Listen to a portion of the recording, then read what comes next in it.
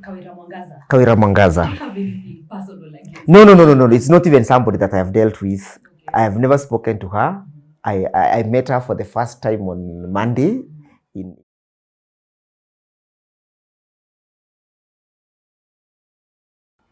He's not only big on controversies, but also known for his prowess in his field. His recent win being Kawira Mwangaza's impeachment. He's going to tell us whether she's still the governor following the conservatory orders. Ladies and gentlemen, boys and girls, Wakili Ndegwa Njiru. Yeah. Karibu sana. Asante sana. Yeah. Yeah. You can, Wakili, where did your journey start? I will search your bits and some of the things that come up are some of your critics saying that you're not even a real lawyer in the first place. Well, are you a lawyer? I would not sit here and justify myself because them that doubts are not the one who admits the law to the role of advocates. And the fact is that I'm an advocate of the High Court of Kenya that is undisputed, practicing law under the name and style of Ndegwa Advocates. We are situated at a building called Woodland Business Park along Canberra Road. Okay. So my journey began many years ago when I was introduced into this thing by my dad. When we were growing up, our dad used to take us to various places. He introduced us, and sometimes we used to have some cases here and there, and he would take us along. He's a lawyer? No, he's not a lawyer. He was a teacher. Okay. And of course, he had some small investments here and there, and they would occasion some cases. So one day he took us to court in 1995, I would remember, and I met a young lawyer, I think, who had just been newly admitted. She's called Wairimu Mubari. She's still practicing to date. But now she goes by the name of Wairimu Rugaita. And I was really impressed, and I admired her, and I felt like, next time I need to be doing this. That's how I got to. Perhaps that's how my journey began, by the introduction into court works by Mzee, as early as 1995. Okay. Yes, yeah. Oh, right. Yeah. Okay. Okay, let's go straight into impeachment. Yes. You've been described as the Lord of Impeachment. Actually, the Star once called you the Lord of Impeachment. We've seen you handle. You actually got into the limelight through Waiguru's impeachment. Exactly. And other governors. What's with that? Is it a line of work you chose and chose? No, not at all. I wouldn't really say it's a line that I chose. It's a brief that comes. Okay. And God has been gracious that He has granted me the opportunity to execute those briefs with meticulously. And God has been gracious that we have always yielded the result that we have been focusing on. So much of it is not even about my ability. It's not even about, it's about teamwork of the people that we do with.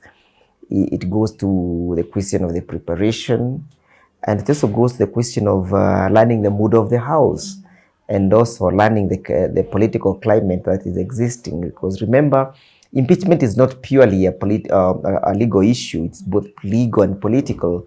So if the temperatures of the day are not really reading well, you may also have different results. So it's purely a couple of things: preparation, teamwork, the ability to understand the case, the ability to understand the mood of the house, and also the climate, the political climate existing as a pen. And of course, you can see that currently the political temperatures existing as at now is also of accountability and good governance. So anybody whom you speak to and you speak about good governance, you speak about the rule of law, accountability, you get in sync with the Gen Z and the millennial clamor for change in this country. So I'm basically an agent of change. I believe in the rule of law. I believe in accountability. I believe in transparency. I believe in good governance. And so and the other thing is also about one's character. One of the things that never happens to me is that you cannot compromise me for whatever reason. I basically do not have a price. So coupled with all those things, I think then God grants me the favor. Yeah. But actually, speaking of character and political climate, one might argue that your impeachment seemed very you know, first of all, you're very partisan. Yes. You're very clear that you're an Azimio member. Yes, yes. A Jubilee member specifically. Yes, if yes. I'm not wrong. That's correct. Yeah. And all the impeachments you've done. Yeah. On these other. Yes. Apart from Wambora's impeachment. What I would say about that is that you remember I recently led the impeachment of Deputy Governor of Kisii, yeah. who is Azimio. To me, it's neither Azimio, it's neither KK or UDA. To me, it's about accountability. Reason being, whether you're in UDA, you are in Kenya Kwanza, you are Azimio, or you're in Jubilee, you are working for the same society that we are living in. So if we are not able to hold you to account because you are an Azimio, we are failing the society. So to me, any brief that comes and identifies with my philosophy, I take. Irrespective of my political inclination. Because my calling is not a calling of that is geared towards favoring individuals. Today, if you tell me to impeach even a person who is in Azimio, I will take it if the grounds favors the situation. Yes. Are there some that you've rejected, maybe? Not one that I have rejected, because one thing, I'm an advocate of the Court of Kenya, and it's something we call the cab rank rule. The cab rank rule is that whoever comes to the cab rank hires the taxi, and the taxi ferries him, or the Uber ferries him to his next destination as he so chooses. So an advocate is just like an Uber. Whichever client comes and you identify with the facts and the grounds being alleged, he hikes the ride and you take him the next destination that he so wishes. Yeah. Kawira Mwangaza. Kawira Mwangaza. Do you have anything personal against? No. It's not even somebody that I have dealt with. Okay. I have never spoken to her. I met her for the first time on Monday at the Senate. I have never ever. I don't even have her number. I have never spoken to her. For me, it was just a brief. Yes. How does it feel to know that this had been done? This was the third attempt. Yeah. And you came in for the very first time and delivered a sweeping win. How does that feel? Well, it gives me a moment to reflect about one's ability to sort out the mess in the society. It also gives me a moment of appreciating that it's not me, it's basically God's favor. It also grants me an opportunity to know that I should learn how to be humble and make, and also to appreciate that people can appreciate that somebody can do something. So to me, it's not really a moment of glory. It's a moment of thanking God that God has given me an opportunity to serve His people, and that God has given me a chance to sort out some of the messes that are in this country. Because basically the country is ailing, the country is sick, and it's sick of bad governance. It's ailing from bad governance, and some of us have the prescription. And the prescription is like what we did in the case of Kawira Mwangaza. If you do not suit the bill, we show you the door. Yes. Speaking of humility, Yes. Wakili, your tweets are not very... They do not speak so much of someone who's humble. Like, well, you know, I don't know what inspires them. You know, there is being radical, and that is whom I am. And taking a position and living to it, even if it means going to the grave with it.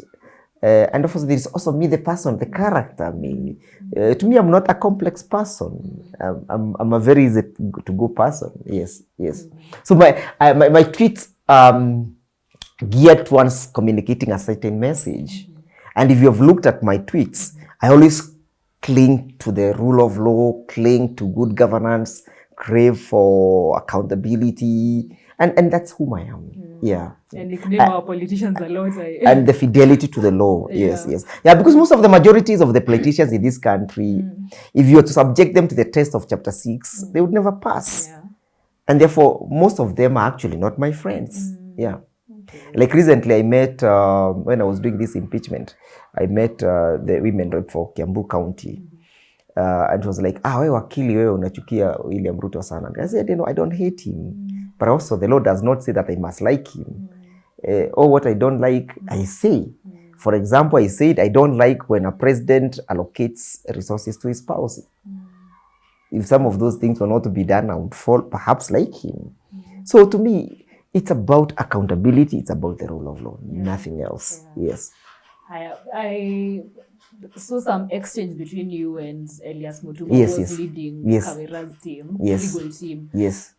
And there's that question that we are all asking: has she, like, is this, what do these conservatory orders mean by the High Court? And does this mean that Meru has 2 governors now? Is the DG the governor?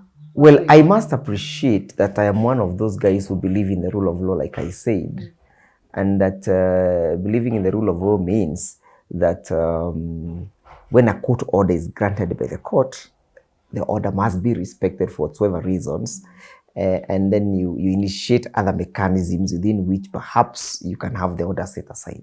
But my interpretation is to mean that Article 182 provides that upon successful impeachment of a governor, the governor loses that office and the deputy governor assumes the office.